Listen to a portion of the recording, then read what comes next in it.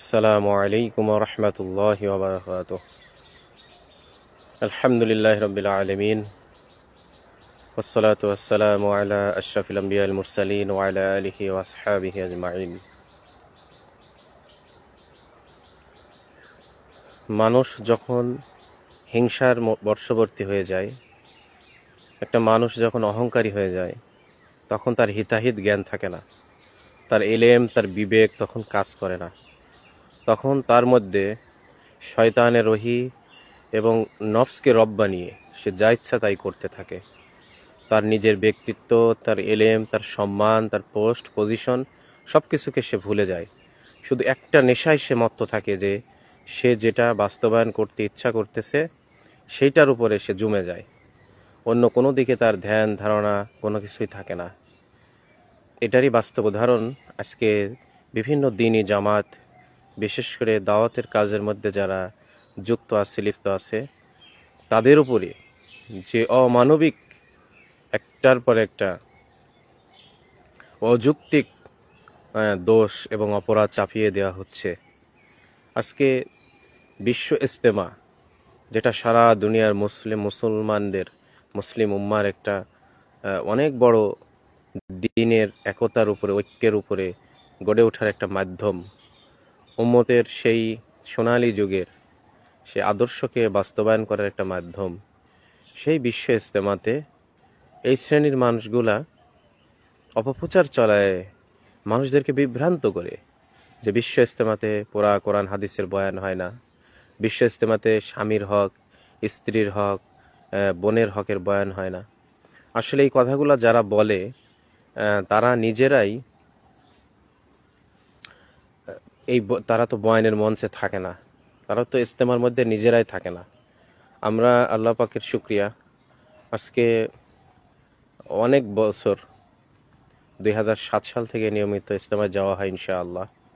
মাঝখানে হয়তো ওই যে করোনা বিভিন্ন সময় বাদ গেছে, তাতে 20 বছরেরও প্রায় কাছাকাছি 17-18 বছর ইজতেমায় নিয়মিত যাওয়া হয়। হ্যাঁ, মহরানা নিয়ে বয়ান শুনছি, জাকাত নিয়ে বয়ান শুনছি, এরপরে স্ত্রীর হক, স্বামীর হক, বিবাহের পদ্ধতি তরিকা কি, সন্তান লালন পালনের পদ্ধতি তরিকা কি, এবং ইহুদি খ্রিস্টানদের আদর্শের বিপরীতে প্রত্যেকটা কাজ করতে হবে, এ সম্পর্কে আমরা ইজতেমার মাঠে কিন্তু বয়ান শুনছি।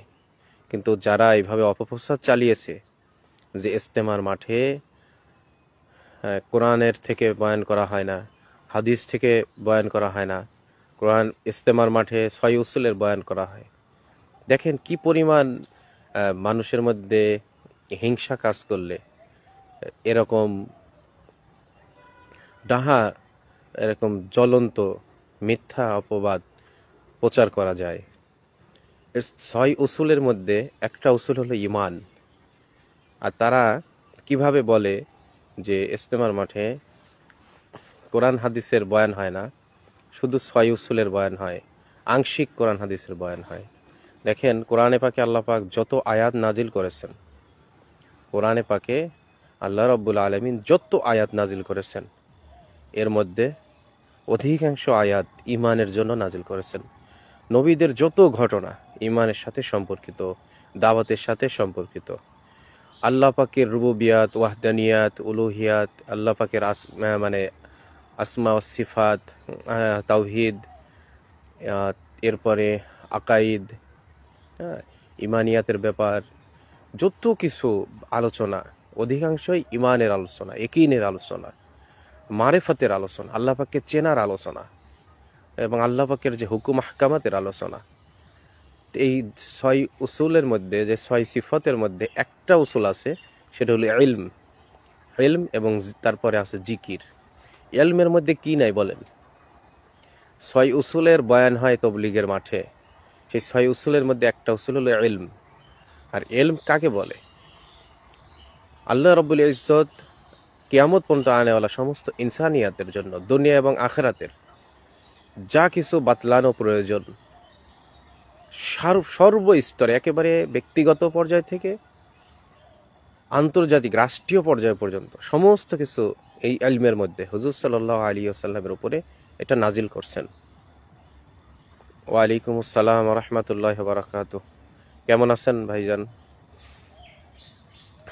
আল্লাহ পাক সমস্ত কিছুকে নাজিল করে দিয়েছেন রসুল সাল্লাল্লাহু আলাইহি সাল্লামের উপরে। এটাই হলো ইলম। আর এই এলেম 6 নম্বরের 6 সিফতের একটা অংশ।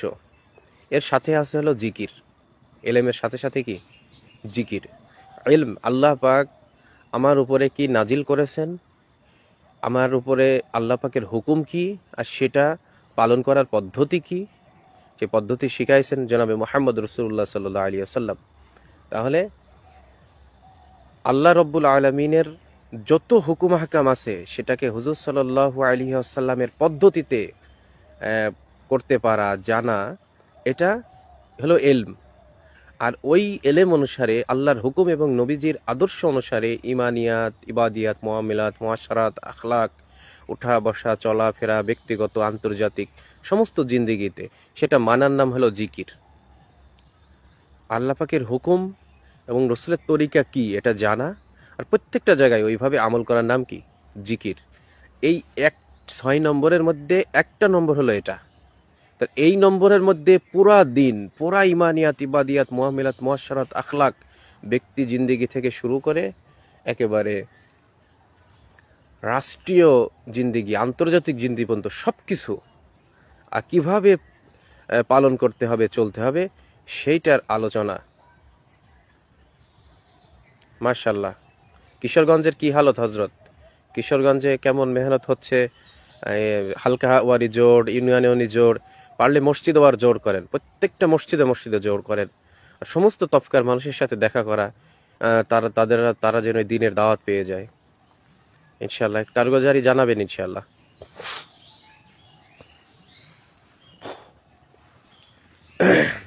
যে কথা বলতেছিলাম, যে এই যে অপপ্রচারটা চালানো হয়, যে তবলিগের ময়দান, ইস্তেমার ময়দানে আলেম ওলামারা বয়ান করবে, সেখানে কেন কোরআন এবং হাদিসের বয়ান হবে না, পুরা কোরআনের বয়ান হবে না, সেখানে কি বলে আংশিক বয়ান হবে, এবং কি বলে তবলিগের ময়দানে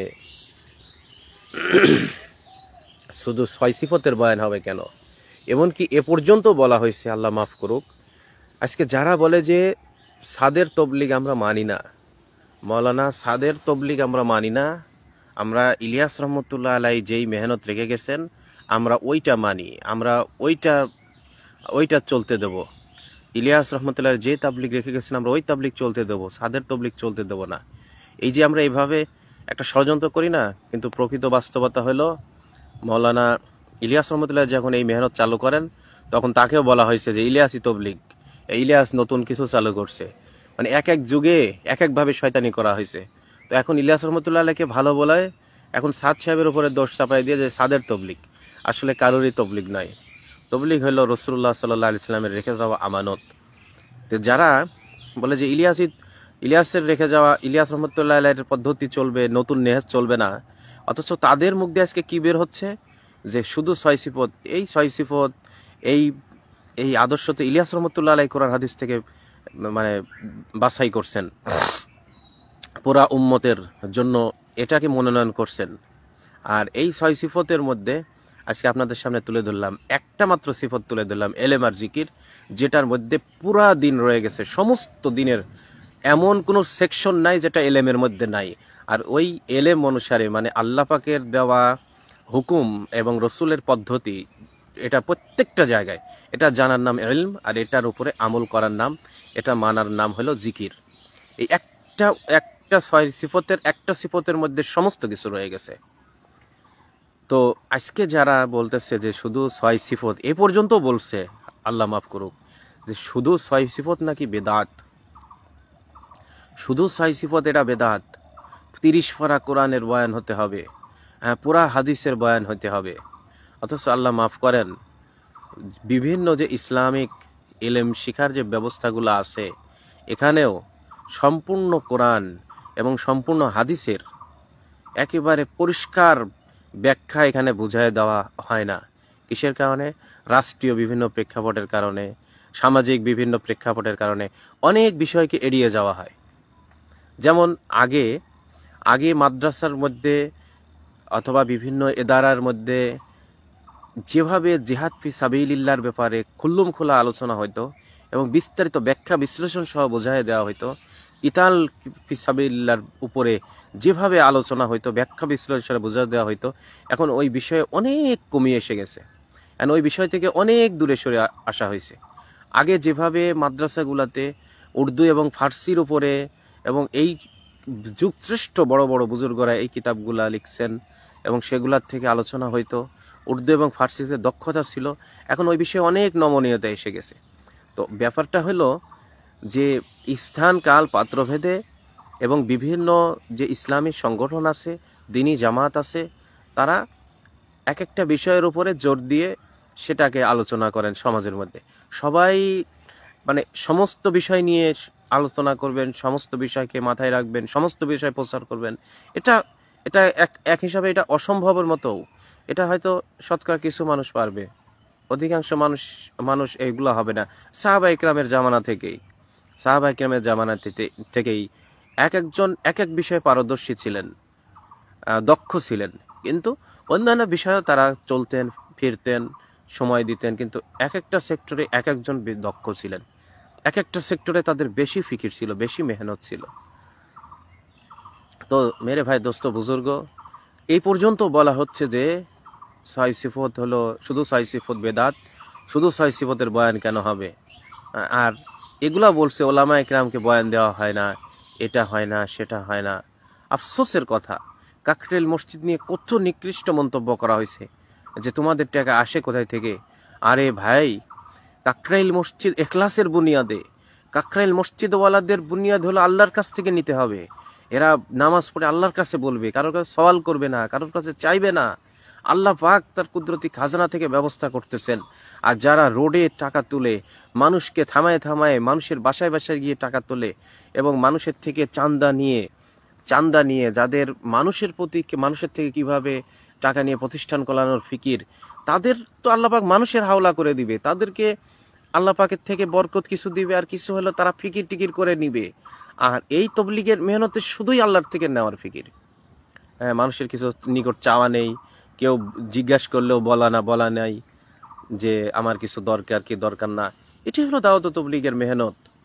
কিচ্ছু বলা নেই, আল্লাহর কাছে সবকিছু চাওয়া, সমস্ত কিছু যা কিছু জরুরত আল্লাহর কাছে বলা। এখানে কিভাবে অভাব আসবে? আর আপনারা এটাতে মনে করতেছেন যে না জানি কত টাকা দেশ বিদেশ থেকে আসে। আরো অনেক বাজে মন্তব্য অনেকে করছে যে ইসরায়েল থেকে আসে কি কোথায় থেকে আসে। আল্লাহ মাফ করুক, আপনাদের এই এক একটা কথা, এক একটা নেগেটিভ ধারণা আল্লাহ পাকের পক্ষ থেকে বিজ্জত হওয়ার জন্য যথেষ্ট। দুনিয়ার হাইসিয়তে আপনাদের যত কিছুই থাক না কেন, আল্লাহ পাকের পাকড়াও থেকে বাঁচা সম্ভব না যদি আল্লাহ পাক ক্ষমা করে না দেন। আপনারা যদি এইগুলার থেকে বিরত না হন, আজকে ইলিয়াস রহমতুল্লাহ লিখে যাওয়া মেহনতের উপরে হাত উঠাইছেন, হ্যাঁ 6 নম্বরের উপরে হাত উঠাইছেন, আর বলতেছেন 6 নম্বর 6 সিফতকে নিয়ে অনেক কিছু বলতেছেন। অথচ 6 সিফতের এক একটা বিষয়ে যদি আপনারা চিন্তা গবেষণা করেন, মাথা নষ্ট হয়ে যাবে। প্রথম নাম্বার ইমানের মধ্যেই আকীদা, ইমানের মধ্যেই ইয়াকিন, ইমানের মধ্যেই আল্লাহ পাকের মারেফত, ইমানের মধ্যে যত সেক্টর আছে, জাত সিফত রুবুবিয়াত উলুহিয়াত সমস্ত কিছু। এরপরে হলো নামাজের সাথে সমস্ত অন্যান্য ইবাদত। আপনারা তো এই আলোচনাগুলো যে বসে শোনা, আলোচনার মধ্যে কি কথাগুলা হচ্ছে, কাকরাইলে, নিজামুদ্দিনে, রায়ব্যান্ডে কি আলোচনা হয়, এটার মধ্যে তো আপনাদের সময় দেওয়ার নেই। বর্তমান কি বিশ্ব ইজতেমা চলতেছে, যারা আপনারা এত জাতি জোর সমাবেশ, বিভিন্ন সাংবাদিক সম্মেলনে আলমী শূরার লিডারত্ব করলেন, তারা আজকে ময়দানে নাই। হয়তো কেউ একদিনের জন্য গেছে, কেউ এক বেলার জন্য গেছে, কেউ হাফ বেলার জন্য গেছে, কেউ 1-2 ঘন্টা গেছে, বাস। তারা তাদের মতো প্রোগ্রাম, তাদের সমাবেশ, তাদের বিভিন্ন রাজনৈতিক দলের সাথে, অরাজনৈতিক দলের সাথে মিছিল মিটিং, এ যাচ্ছে ওই দলের সাথে, ও যাচ্ছে ওই দলের সাথে, এগুলা করে বেড়াচ্ছেন। আর তাবলিগ জামাতের মধ্যে এসে এত বড় দখলবাজি, গলাবাজি, হুঙ্কার, এগুলা করে এই মেহনতটাকে কি পাইছেন বলেন? এই মেহনতটাকে আপনাদের মতো একটা মানে যা ইচ্ছা তাই পাইছেন, যে আজকে আওয়ামী লীগের সাথে, কালকে বিএনপির সাথে, কালকে জামাতের সাথে, আজকে আহলে হাদিস খারাপ, আজকে ইনায়েতুল্লাহ আব্বাসী খারাপ, আজকে চরমুনাই খারাপ, কালকে আবার তারাই গলার মালা, তারাই আবার সবচেয়ে ভালো, আজকে যে নাস্তিক কালকে সে আবার জননী, আজকে যে দালাল কালকে সে বন্ধু। এটা তবলিগ জামাত, এটা এরকম কোনো মেহনত না, এরকম কোনো ফালতু কোনো মেহনত না। যে যারাই দেখতেছেন ইনশাল্লাহ কমেন্ট করে জানালে ভালো হয়। সেজন্য মেরে ভাই, দোস্ত, বুজুর্গ, এই এই ষড়যন্ত্র থেকে আপনারা দূরে সরে আসেন। এই ষড়যন্ত্র থেকে দূরে সরে এসে দাওয়াত তাবলীগের যে মেহনত, এই মেহনতটাকে বাকি রাখার ফিকির করেন, এই মেহনতটাকে বাকি রাখার চেষ্টা করেন, দিলকে প্রশস্ত করেন, প্রকৃত ষড়যন্ত্রকারীদেরকে উদ্ঘাটন করেন যে প্রকৃত ষড়যন্ত্রকারী কারা, প্রকৃত এই উম্মতের মধ্যে বিশৃঙ্খলা সৃষ্টি করতে চাচ্ছে কারা, তাদেরকে উদ্ঘাটন করেন। মূল মেহনতকে, ইলিয়াস রহমতুল্লাহ রেখে যাওয়া আমানতকে যারা জুমায় কাজ করতে চাচ্ছে, তাদেরকে আপনি অপপ্রচার ছড়াই আজে বাজে কথা বলে তাদেরকে, এবং সমাজের মানুষ খাবে এমন মুখরোচক ক্রিমিনালি করে, ষড়যন্ত্র করে আপনি যা ইচ্ছা তাই করে যাবেন, এটা টিকবে না। সত্যটাই টিকবে ইনশাআল্লাহ, সত্যটাই টিকবে। সেজন্য এই উলামায়ে কিরামের নিগরানিতে কাজ চলবে, এই চলবে, এটা ওটা বলে আজকে ইজতেমার মধ্যে একটা বয়ানও কিন্তু করতে পারেন নাই। আর আবার ইজতেমার মধ্যে কিন্তু ওই ঠিকই 6 উসুলের বয়ান হচ্ছে। যে ওই পক্ষ যে পক্ষই হোক, দুই ভাইয়ের মধ্যে অমিল হতেই পারে, কিন্তু উভয় কিন্তু ওই 6 সিফতেরই বয়ান করতেছে। আর 6 সিফতকে এত ফালতু মনে করেন না। 6 সিফত নিয়ে গবেষণা করেন, দেখেন 6 সিফতের মধ্যে কোনো কিছুই বাদ নেই। আল্লাহ পাক 6 সিফতের এক সিফতের মধ্যে সমস্ত কিছুকে জমা করছেন এলেম আর জিকিরের মধ্যে। আর সেটা ইলিয়াস রহমতুল্লাহর মাধ্যমে আল্লাহ পাক চালু করছেন। এই উম্মতের এখন যে করুণ হাল, এই উম্মতের করুণ দশা হার লাইনে, এই উম্মতের জন্য সুন্দর একটা পদ্ধতি চালু করছেন। আর এখানে সব কিছুরই বয়ান হয়, মিথ্যা অপপ্রচার চালাবেন না। বিয়ের কি পদ্ধতি তরিকা, সন্তান লালন পালন, মহরানা, তারপরে স্ত্রীর হক, এবারে এই যে বোনের হক, জাকাত, সব বিষয়ে আলোচনা হয়। ইহুদি নাসারা গায়রের তরিকা থেকে নিজেকে হেফাজত করতে হবে, হ্যাঁ, মাদ্রাসা প্রতিষ্ঠা করতে হবে, আলেম ওলামার সাথে মহব্বত, কোরআন হাদিসের এলেম শোনানো বাড়াইতে হবে, কোরআন শিখতে হবে, ইসলামিক জিন্দেগি গড়তে হবে, সব কিছুরই আলোচনা হয়। মিথ্যা অপপ্রচার চালিয়ে এই মেহনতটাকে ফালতু বানানোর, এই মেহনতটাকে জনগণের কাছে তামাশা বানানোর ফিকির করবেন না। তাহলে দুনিয়া এবং আখিরাতে শুধু আপনারা না, পরবর্তী বংশধর পর্যন্ত আল্লাহ পাকের বেইজ্জতির মধ্যে, আযাবের মধ্যে, আল্লাহ পাকের অভিশাপের মধ্যে, এবং দুনিয়াতে জিল্লতি আর অপমান, মানুষ ধিক্কার দিবে, থুতু দিবে। তখন আমরা চাই যে সবাই, আমাদের যারা বড়, আমাদের মাথার তাজ, তারা ওইভাবেই থাক। তাদের পদস্খলন, তাদের এই খামখেয়ালি, এই ছোট বাচ্চাপনা ব্যবহার, এটা কখনোই কাম্য নয়। হ্যাঁ, কখনো কাম্য নয়। সেজন্য ইজতেমা নিয়ে, 6 সিফত নিয়ে ষড়যন্ত্র না করে কিভাবে সাহায্য সহযোগিতা করা যায়, পাশে থাকা যায়, এই মেহনতের মধ্যে নিজেও একটু অংশগ্রহণ করা যায়, ফায়দা নেওয়া যায়, সেই চেষ্টা ফিকির করি ইনশাআল্লাহ। আসসালামু আলাইকুম ওয়া রাহমাতুল্লাহি ওয়া বারাকাতুহু।